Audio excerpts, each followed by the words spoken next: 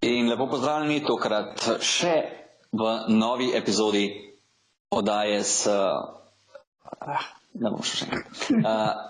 pozdravljeni tokrat še v novi epizodi Modrosti kineziologije skupaj z našim gostom, z mojim kolegom Tim Podlogar iz portala kineziolog.si.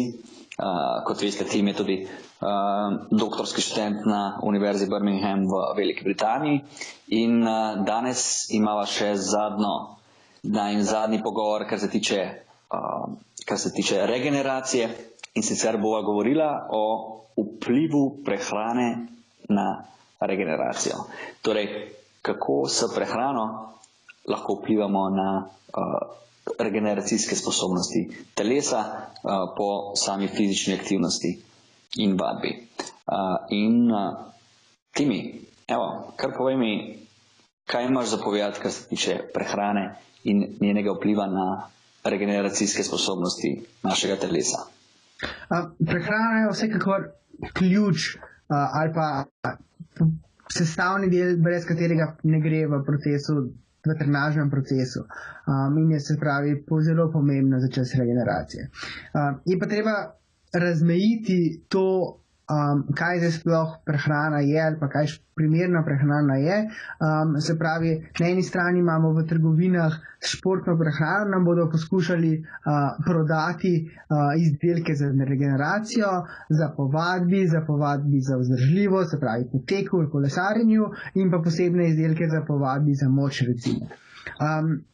To je en aspekt, ki se ga lahko poslužujemo, na drugi strani pa je tisto, kar po mojem mnenju veliko bolj pomembno, je, da zaužijemo dovolj raznovrstne prehrane. Se pravi, popolnoma običajna prehrana v dovoljšnih količinah je tista, po kateri bi jaz osebno posegal ali pa bi priporočal športnikom. Namreč, če pogledamo že, recimo, spet večkrat sem se vrnil ali pa sem dal primer dirke po Franciji, ki je vsak dan, regeneracija po vsakem dnevu je zelo močno pomembna, in če pogledamo, kako se prehranjujejo vrhunski kolesarji, vidimo, da jejo normalno hrano, se pravi raznovrstno hrano, in se nekako na nek način izogibajo dodatkov. Se pravi, ekipe s seboj vozijo tovornjake, v katerih pripravljajo svežo hrano. Ukolikor te sveže hrane ni na voljo, so pač te neki proteinski ali pa beljakovinski šejki, razni pripravki. Torej, v bistvu profesionalni kolesarji med samo dirko jejo čist normalno hrano, kot jo jemo tudi mi rekreativci, recimo, ne? Ja. Torej, tudi v tistih bidonih, ki jih imajo med samo dirko, kaj je v bistvu notri? No, to je druga stvar. Tam med samo dirko pač gre za enostavno sladkorje, več ali manj so to maltodekstrin in pa fruktoza, in pa riževe ploščice, medtem ko pač v času po vadbi imajo večinoma, uživajo popolnoma raznovrstno hrano. Mislim, da ekipa Skya je celo zaposlila šefa kuhinje, ki je nekoč deloval v restavraciji ali pa imel restauracijo, ki je imela Michelinovo zvezdico. Se pravi... Torej tudi dobro jejo, ne? Ja. Ne samo dobro v strokovnem smislu, ampak tudi okusno, ne? Ja. Okay. Torej, neko priporočilo za enega maratonca, zdaj, ki teče na 21 ali pa 42 na Ljubljanskem maratonu, bi bilo, da naj v bistvu kaj? Je normalno hrano, pa kot so zadnjič rekla, majčkeno večji vnos ogljikovih hidratov. Ja, vsekakor, mislim, prva stvar, zaradi katere, recimo, vzdržljivostni športnik bo imel pač izgubo sposobnosti proizvodnje moči ali pa sposobnost, da teče, je, ker bo izpraznil zaloge mišičnega in jetrnega glikogena, se pravi, ogljikove hidrate bo spraznovan iz telesa. In to mu bo onemogočilo, da bo naprej pač vadil pri nekih višjih intenzivnostih. Se pravi, ogljikovi hidrati so ključ, povišen vnos ogljikovih hidratov je ključ, da si te sposobnosti povrne. Potem naslednja stvar so sigurno beljakovine, ki so prav tako pomembne. Mišice se morajo regenerirati, prišlo do poškodb, ampak ključne so predvsem, zdaj govorimo iz dneva v dan, so ogljikovih hidrati, na dolgi rok pa po vsej verjetnosti beljakovine. Ok, kaj pa za nekoga, ki trenira morda v fitnessu ali pa hodi na vodene vadbe? Tam je stvar precej drugačna. Velikokrat si rečem, pa tudi recimo, ko poznam ljudi, saj sem šel v fitness, pa sem prišel domov, zdaj pa lahko jem precej več, ker sem pač porabil energijo. Ampak dejansko je poraba energije v fitnessu relativno majhna. Imamo veliko odmora med posameznimi serijami, delajo izolirane mišične skupine, to že vidimo na pulzu, ki se ne dvigne enostavno, je več ali manj precej nizek. Ko govorimo o vadbi za moč, običajni, ne nekih krožnih skupinskih vadbah, krožnih in skupinskih vadbah recimo.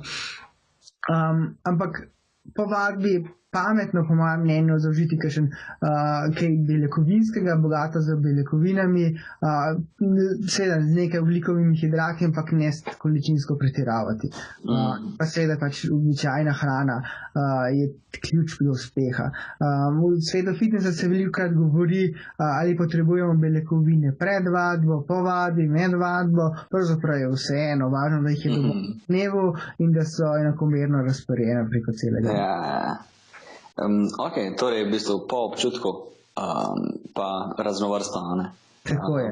Čim manj torej dodajanja nekih nepotrebnih dodatkov, razen, kot so zanj govorila, dodajanje veja, torej beljakovin lahko pride kar v upoštevo, mislim, je kar praktično, glede na to, da to niso tako drage zadeve, ampak načeloma kakšnih drugih dodatkov ne priporočaš, v bistvu normalna prehrana. Enostavno, mislim, so dodatki, recimo, ki so pozitivno vplivajo, se pravi pred vadbo, recimo ali pa kreatin, kakšen takšen beta-alanin, ampak to je toliko specifično, da za moje pojme za rekreativnega športnika nepomembno.